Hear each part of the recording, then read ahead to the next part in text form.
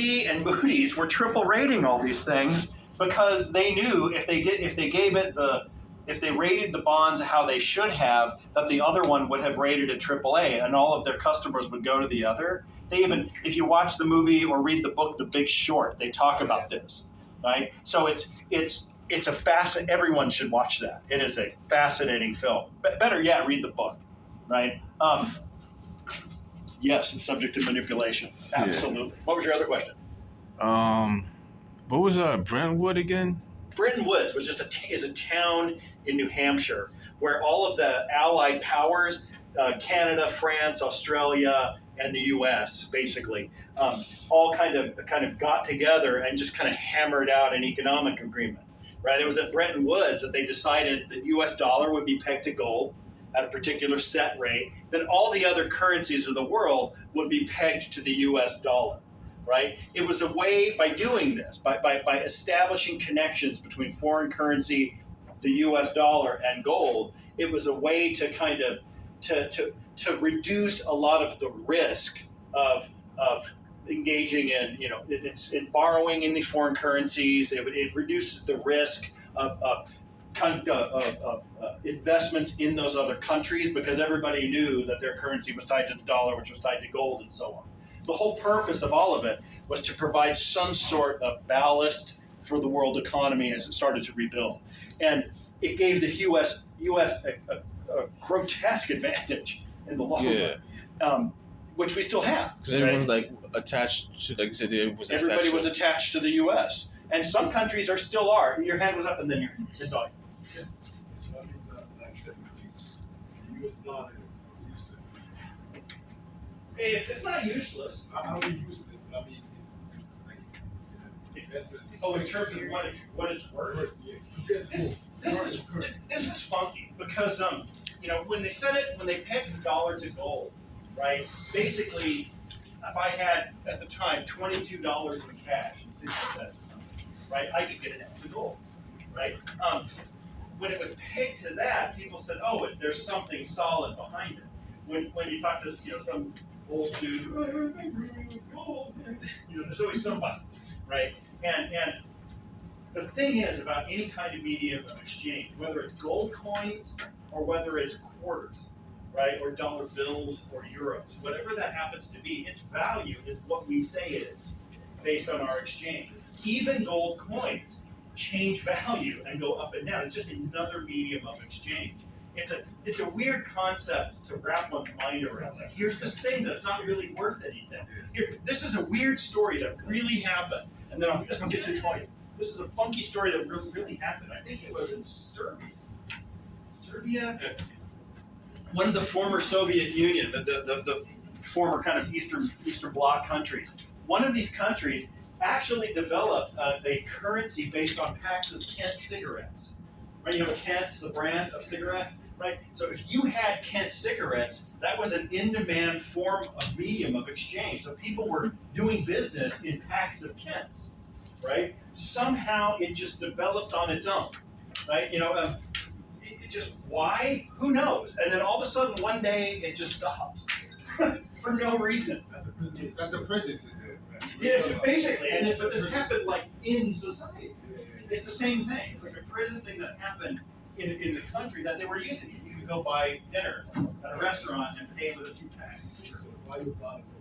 It's what we say it is. And as long as you and I agree that this has value, right, then it's value. Society can do all that, right?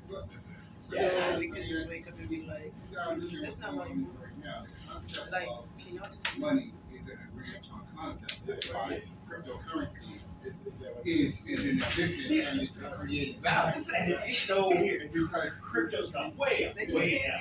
Nobody really knows what it's worth yet, right? And they're still kind of figuring it out. Yeah. But it's already established as a thing that there's economic value in a concept that people didn't understand that money is simply a concept. It's not what you hold in your hand. That's exactly what it is. And its value is what we say it is. It sounds weird to wrap your mind around, Right? Like what's cryptocurrency worth? We string of bits. This is now worth $19,000. Like 6 months ago, it was worth 60. Right? I mean, that's Bitcoin. Bitcoin. But Yeah. there are others. There are Dogecoin and Ethereum. There's about 100 of them now. You know, and it's currency is an odd thing, right? But the advantage of currency is that it allows. Without currency, doing business and trading would be incredibly difficult. Having that medium of exchange allows for the freer flow of goods and services around the world. So you have to have it. And so many people depend on it that it has value. And its value is written on this Forex exchange every day. So yeah, sorry. But then you look at this agreement Bretton post Woods. World War II. Yeah. It wasn't so much to establish currency, but to establish manipulation of power. Pretty much. Because it was about funding Germany and France and the UK to rebuild, Yeah. but also forcing them. So they're having to use the currency to buy the products that we're trading, the foreign trade. Yeah. So they're using what we tell them is value to purchase products that we tell them that's a value. Right. And it's all about that, profitability and Oh my flow God. all And that. it was a huge It boom was huge. to the U.S. In fact, I would argue, and others would too, that the Bretton Woods Conference ultimately was the source of economic power for the U.S. more than anything. Before World War II, most U.S. citizens preferred kind of a standoffish kind of to not engage with the world in wars and stuff. Even before we even went into the war, there was a huge resistance in the United States saying this isn't our fight, isn't our problem. But we also had, prior to World War II, loaned funds to Germany Yes. to rebuild from World War I. So we were starting to manipulate all of that even prior to Yeah. the agreement. Absolutely. And in the end, I think it was a good thing, right? Because it did allow Europe to rebuild, right? It allowed, people to feel confident that their investments weren't going to go away. More than anything else, the thing that stifles investment is having too big of a risk premium. If it's too risky, people won't put their money into it. Right? By tying it to the dollar, it was a huge boon to the U.S., but it also allowed people to feel confident that I could build this factory in France, and it's not going to go away tomorrow because the currency's devalued, right? Which is a good thing. Now, after Bretton Woods, there were several other agreements. The Smithsonian allowed the U.S. to devalue their currency, right? Nixon needed to do this because you saw it in that clip, the stagflation of this early 70s. That's the worst thing that can happen to an economy, right? When you're in the middle of a recession and prices are going up, that's bad, right? And so in an effort to try to stifle that, they had to change the exchange, right? They had to kind of, they had to weaken or change the amount of gold that dollars would buy.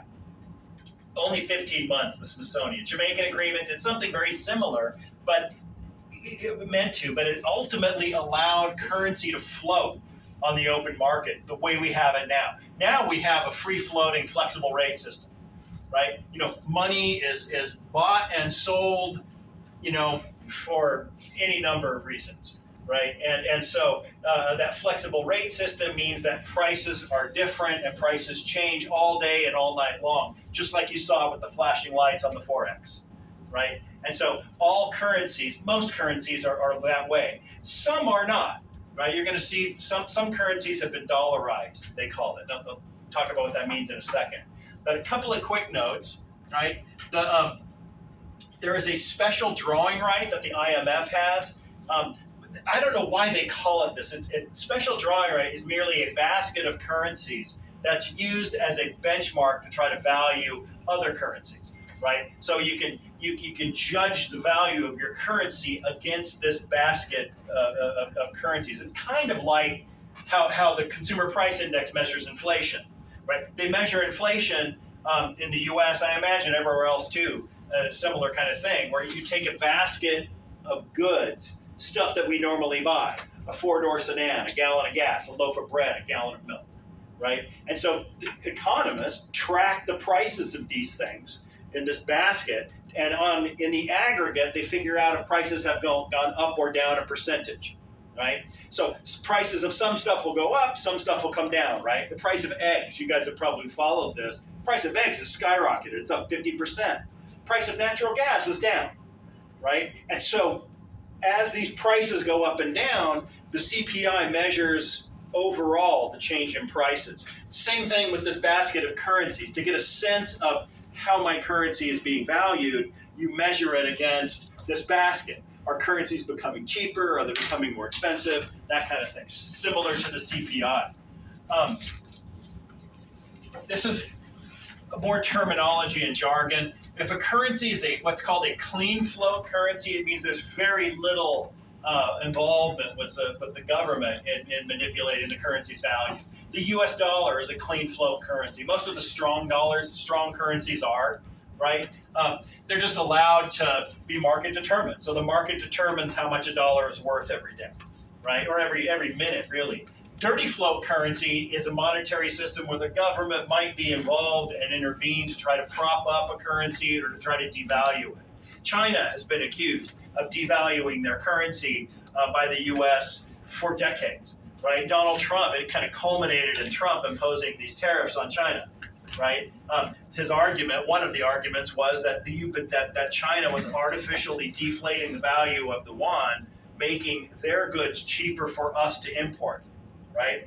And so it gave them an unfair advantage. So it said, that's a dirty float currency. Why clean and dirty? It's just terms they picked, right? This is just, all of these are just terms that they picked for no apparent reason. But the US does that all the time. We manipulate the dollar.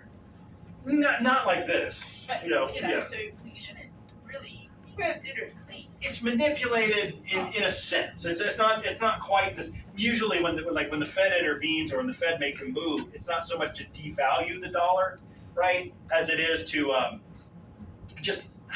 no, I guess it is to devalue the dollar but it's still considered clean because it's Because we are Because clean. the US, it's done because it's done to temper economic growth or to encourage economic growth, and because it's the U.S., it makes it clean. Yeah.